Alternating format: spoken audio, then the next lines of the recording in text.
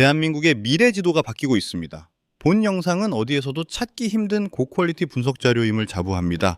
민관기관의 트렌드 분석이나 개인의 의견이 아닌 대한민국 국가기관인 감사원과 한국고용정보원이 분석한 대한민국 미래 인구 지형도를 심층적으로 다룬 자료입니다. 총 영상 길이는 약 19분 정도이며 시간이 부족하신 분들께서는 댓글에 안내된 요약 영상을 참고해 주시기 바랍니다.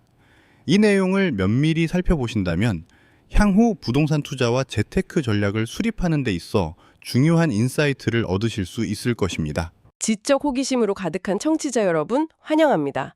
오늘 저희가 함께할 심층탐구 주제는 참 익숙하면서도 어찌 보면 굉장히 서늘한 이야기인데요.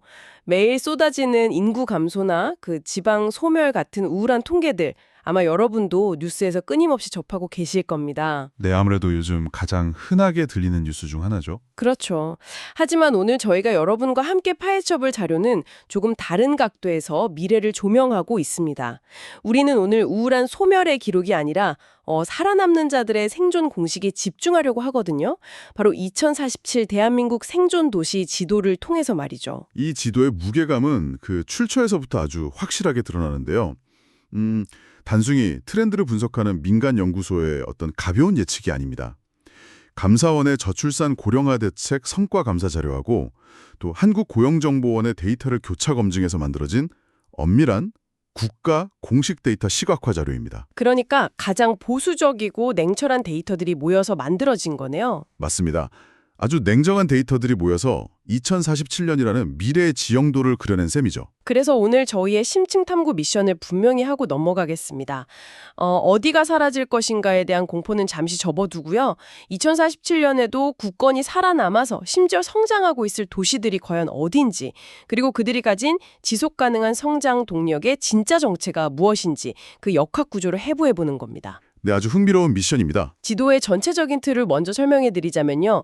우리가 아는 그 행정구역의 경계선이 완전히 무너져 있습니다. 세 가지 운명의 색깔로 지역들이 재편되어 있는데요. 진한 파란색의 핵심 생존구역, 그리고 옅은 파란색의 생존 안정구역, 마지막으로 노란색의 소멸주의구역. 이렇게 나뉘어 있죠. 이제 이 지도를 해석할 때 가장 먼저 바로잡아야 할 오해가 하나 있습니다. 보통 인구 소멸 위험이 낮다고 하면 저기는 지금 당장 살고 있는 사람 머릿수가 많구나 이렇게 생각하기 쉽거든요. 아무래도 직관적으로는 그렇게 생각하게 되잖아요. 인구가 많으면 안전하다. 그렇죠. 하지만 이 지도의 핵심 전제는 현재의 절대적인 인구수가 아닙니다. 생존과 성장을 결정짓는 유일한 기준은 지속 가능한 성장 동력이 그 지역에 존재하는가 하는 점입니다. 그 성장 동력이라는 게 결국 일자리의 질과 아주 밀접하게 연관되어 있다는 생각이 됩니다. 단순히 거주 인구가 50만 명인 도시라고 해도 그 구성원의 대부분이 은퇴한 노년층이라면 경제적인 관점에서는 사실 정체된 유기체나 다름없으니까요. 정확합니다. 반대로 인구가 20만 명이라도 그곳에 고부가가치를 창출하는 산업이 있고 그 산업을 굴리기 위해 젊은 층이 계속해서 유입되는 곳이라면 전혀 다른 이야기가 되겠죠. 지역 경제의 승수 효과라고 하죠. 그러니까 하나의 좋은 일자리가 주변의 수많은 파생 일자리와 소비를 만들어내는 구조가 제대로 작동하느냐의 문제인 것 같습니다. 아주 예리한 접근이신데요. 도시는 끊임없이 에너지가 공급되어야 하는 거대한 엔진과 같습니다. 여기서 에너지는 곧 젊은 인재와 자본이고요. 피가 계속 돌아야 한다는 거군요. 네, 노년층 중심의 인구 구조로는 그 지역 내에서 부가 순환하는 속도가 급격히 떨어질 수밖에 없습니다. 반면에 양질의 일자리가 뿜어져 나오는 곳은 젊은 층이 모이고 이들의 소비 팩터는 다시 교육이나 문화, 상업, 인프라에 대한 투자를 이끌어내거든요. 선순환이 일어나는 거네요. 맞습니다.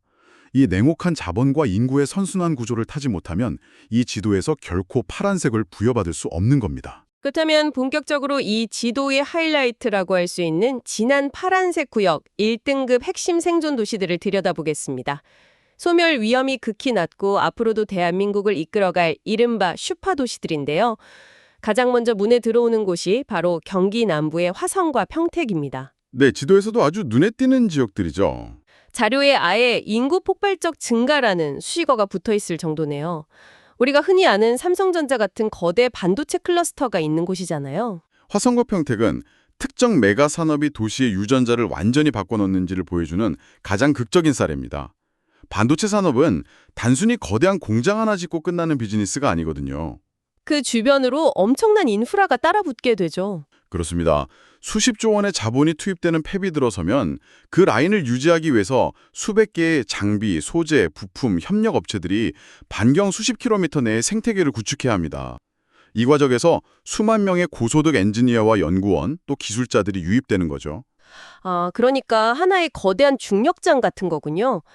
고소득 청년층이 대규모로 몰려들다 보니까 자연스럽게 이들의 자녀를 위한 최고급 학원가가 형성되고 대형 병원과 대형 쇼핑몰이 뒤따라 들어오는 연쇄 폭발이 일어나는 거네요. 네, 하나의 산업이 도시 전체의 혈관을 사로가는 수준이라고 보시면 됩니다. 이어지는 1등급 도시들을 보면 전국에서 가장 젊은 도시이자 행정 뇌관 역할을 하는 세종특별자치시가 있고요. 또 충남의 천안과 아산도 당당히 이름을 올렸습니다. 천안과 아산을 보면 단순히 대기업 산업단지가 있다는 것 외에도 수도권 전철 연결이라는 강력한 인프라가 딱 묶여 있어요. 아주 중요한 포인트를 짚으셨습니다.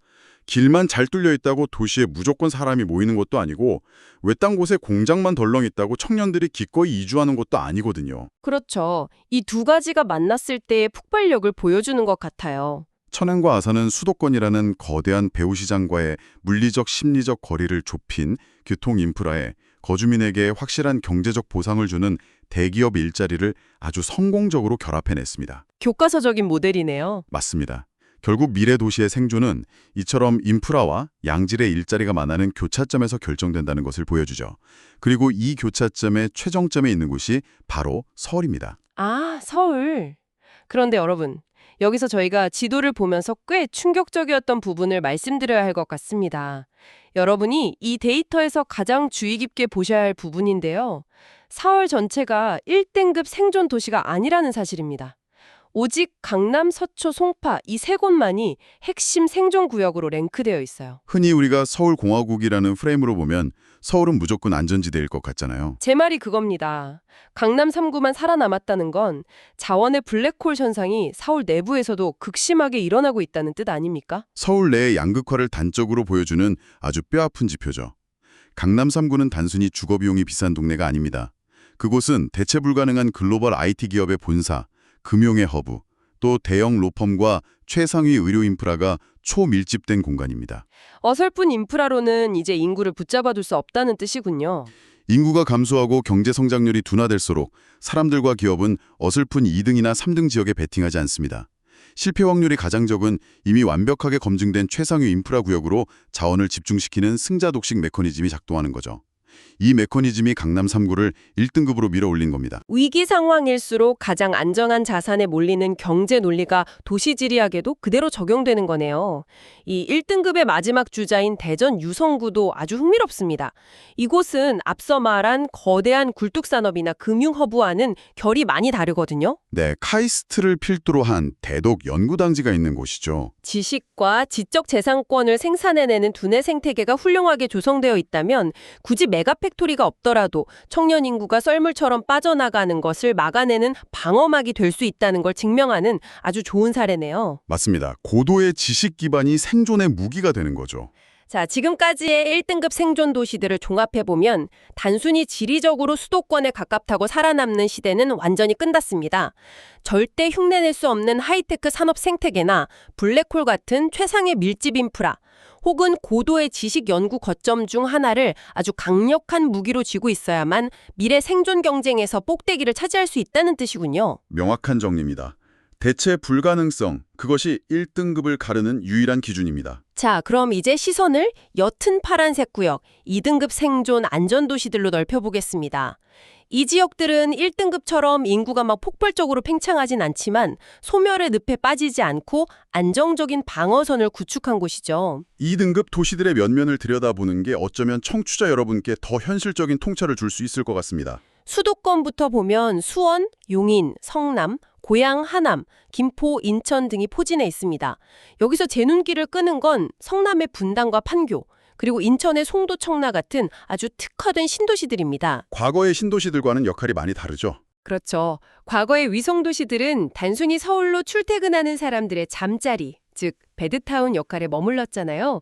그런데 지금의 판교나 송도는 명확한 산업 콘셉트를 바탕으로 아예 거대한 일자리 블랙홀이 되어서 그 주변 지역의 생존까지 견인하고 있는 형태가 아닌가 싶습니다. 정확한 짚어내심입니다.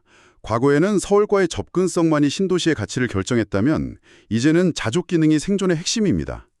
판교 테크노밸리나 송도의 바이오단지는 그 자체로 완전히 독립적인 경지 생태계를 형성하고 있거든요. 서울에 의존하는 게 아니라 오히려 흡수하는 거점이 된 거네요. 네, 이들은 서울에 기대는 대신 오히려 수도권 남부와 서부의 인재들을 흡수하는 거점이 되어서 이 2등급의 방어막을 아주 단단하게 구축하고 있습니다. 수도권을 벗어나서 충청권과 강원권을 살펴보면 생존의 이유가 좀 더 국지적으로 변하는 것 같습니다. 충청권의 청서가 눈에 띄는데요. 이곳은 오송생명과학단지라는 거대한 바이오 클러스터와 또 SK 하이닉스 같은 반도체 라인이 아주 든든한 단 역할을 하고 있네요. 강원권에서는 원주가 유일하게 눈에 띄는데요. 네, 원주는 공공기관 이전과 혁신도시 유치라는 국가주도의 기획이 지역 방어선을 만들어낸 사례로 보입니다. 정책적인 개입이 긍정적으로 작용해서 생존 거점을 인공적으로 만들어냈다고도 볼 수 있겠네요. 청주와 원주의 공통점을 꼽자면 막연한 지역균형 발전이 아니라 특화된 무기를 선택했다는 겁니다. 모든 것을 다 잘하려고 분산시키지 않고 바이오면 바이오, 의료기기면 의료기기 이렇게 한두 가지 산업에 자원을 집중한 전략이 인구 감소 시대에 버틸 수 있는 체력을 만들어준 것이죠. 선택과 집중이 빛이 발한 거군요. 자, 여기서부터가 이번 심층 탐구의 진정한 핵심이라고 저는 생각합니다. 현재 인구 감소의 직격탄을 아주 강하게 맞고 있다는 영남권과 호남권의 지방 도시들은 도대체 어떤 메커니즘으로 살아남았을까요? 지도를 보면 정말 재미있는 현상이 나타납니다. 네, 이 지역들의 지도를 유심히 볼 필요가 있죠. 지역 전체가 넓게 살아남은 게 아니에요. 거대한 소매를 바다 위에 듬성듬성 떠 있는 생존의 섬들처럼 특정 거점들만 옅은 파란색으로 칠해져 있습니다. 바로 그 지점이 지방 소멸 시대의 가장 뼈아프고도 현실적인 미시적 생존 패턴입니다. 큰 지도를 펼쳐놓고 영남권과 호남권을 보면요. 서울에서 벌어지던 현상이 지역 내부에서 아주 똑같은 형태로 반복되고 있음을 알 수 있습니다. 지역 내부에서 반복된다는 게 어떤 의미죠? 전체 지역의 에너지가 고갈되어가는 와중에 그나마 남아있는 자본과 인재 그리고 청년들이 지역 내의 가장 확실한 특전 구단위 거점으로 맹렬하게 결집하는 현상이죠. 앞서 서울의 강남 3구 쏠림 현상을 이야기했잖아요. 큰 틀에서 일어나는 승자 독식 현상이 지방이라는 작은 시도 안에서도 아주 똑같이 벌어지고 있는 거군요. 이런 걸 흔히 큰 구조가 작은 구조 안에 반복되는 프랙탈 구조라고 부르지 않습니까? 프랙탈 구조라는 비유가 이 현상을 완벽하게 설명해 주네요. 인구와 자본의 이동에도 그런 프랙탈 구조가 작동하고 있는 셈이네요. 부산의 해운대나 강서구, 대구의 수성구가 딱 그런 역할을 하는 것 같습니다. 지역 내에서 교육, 주거, 상업 인프라가 가장 고도화된 이른바 지방의 강남 같은 곳들만 철저하게 블랙홀처럼 살아남는 구조 말입니다. 맞습니다. 전체 파이가 줄어들면 사람들은 흩어지지 않고 가장 단단한 코어로 뭉치게 됩니다. 해운대나 수성구는 오랜 시간 축적된 최고의 학군과 프리미엄 주거 환경을 가지고 있거든요. 광역 단위에서 인구가 밖으로 유출되더라도 역설적으로 그 지역 내의 최상의 인프라를 갖춘 곳으로는 오히려 인구가 몰리면서 안전지대가 형성되는 겁니다. 생존을 위한 본능적인 응집이네요. 그런데 영남권에서 또 하나 주목해야 할 곳들이 있습니다. 울산, 창원, 김해, 구미 같은 곳들입니다. 최근 뉴스들을 보면 전통적인 거대 제조업이 예전 같지 않다, 위기다 이런 말들이 정말 많잖아요. 네, 언론에서 자주 다루는 주제죠. 그럼에도 불구하고 이 도시들은 당당히 생존, 안전구역을 지켜냈습니다. 이게 시사하는 바가 큰 것 같아요. 반도체나 IT 같은 첨단 산업만 답이 아니라 쇳물을 녹이고 자동차를 조립하는 이 전통 제조업의 뿌리가 우리가 생각하는 것보다 지역 경제를 지탱하는 힘이 훨씬 강력하다는 뜻 아닐까요? 제조업의 위기론 속에서도 전통 산업의 진짜 힘을 결코 간과해서는 안 됩니다. 자동차나 조선, 기계산업은 IT 산업에 비해서 고용 유발력과 즉 사람을 필요로 하는 폭이 훨씬 넓습니다. 일자리의 저변이 넓다는 거군요. 그렇죠. 공장 하나를 돌리기 위해서 반경 50km 내에 1차, 2차, 3차 벤더들이 아주 촘촘하게 거미줄처럼 엮여 있습니다. 과거 70년대나 80년대처럼 매년 폭발적인 두 자릿수 성장을 기록하지는 못하더라도 수십 년간 뿌리내린 이 거대한 산업 생태계 자체는 쉽게 뽑히지 않는 아주 육중한 닻입니다. 이 닻이 지역 경제가 소멸의 심연으로 빨려 들어가는 것을 필사적으로 막아내고 있는 거네요. 맞습니다. 제조업 생태계가 든든한 방파제 역할을 하는 것이죠. 호남권을 들여다봐도 상황은 비슷해 보입니다. 광주의 광산구나 전주의 일부 지역처럼 해당 도 내에서 중추적인 산업시설이나 핵심 행정, 주거 인프라를 몰아주다시피 한 초국지적 거점들만이 아슬아슬하게 안전지대에 속해 있습니다. 결국 2등급 도시들의 생존 공식을 요약하자면 명확해집니다. 3가지 정도로 요약이 가능하겠죠. 압도적인 신도시 인프라를 갖추거나 한 우물을 판 특화 산업이 있거나 아니면 전통 제조업의 깊은 뿌리로 버티거나 이 3가지 중 하나라도 없으면 지역 단위의 생존을 결코 담보할 수 없다는 거네요. 정말 냉혹하지만 그게 바로 데이터가 보여주는 현실입니다. 청취자 여러분, 오늘 저희가 이 한 장의 생존 지도를 놓고 정말 깊숙한 곳까지 파헤쳐 보았습니다. 결론은 매우 명확하고 또 날카롭습니다. 2047년의 대한민국 지도는 우리가 학교에서 배웠던 도시, 군구의 행정 경계선으로 나뉘는 것이 절대 아닙니다. 자본, 하이테크 산업, 양질의 일자리, 그리고 청년 인구의 밀집도라는 아주 차갑고 냉혹한 경제적 기준표에 따라서 완전히 백지에서부터 새롭게 그려지고 있습니다. 우리가 이 새로운 지도에 반드시 적응해야 한다는 뜻이기도 하죠. 그렇습니다. 여러분, 우리가 왜 이 지도에 주목해야 할까요? 이건 단지 국책 연구기관의 데이터베이스에 조용히 쌓여있는 학술 자료가 아닙니다. 여러분이 앞으로 어디에 거주할지, 집을 구하거나 커리어의 방향을 설계하거나 혹은 큰 자본을 들여서 비즈니스를 시작할 때 가장 밑바탕에 깔아두어야 할 아주 강력한 미래 생존 가이드북입니다. 혈관이 막히고 심장이 천천히 멎어가는 곳에 여러분의 귀중한 시간과 자원을 투자할 수는 없는 일이니까요. 이 데이터가 개개인의 경제적이고 전략적인 선택에 있어서 가장 확실한 나침반이 되어줄 것이라는 점에는 의심의 여지가 없습니다. 그런데 오늘 이 치열한 생존의 메커니즘을 쭉 분석하면서 마지막으로 이 자료의 이면을 들여다보는 조금 도발적인 질문을 하나 던지고 싶습니다. 어떤 질문이죠?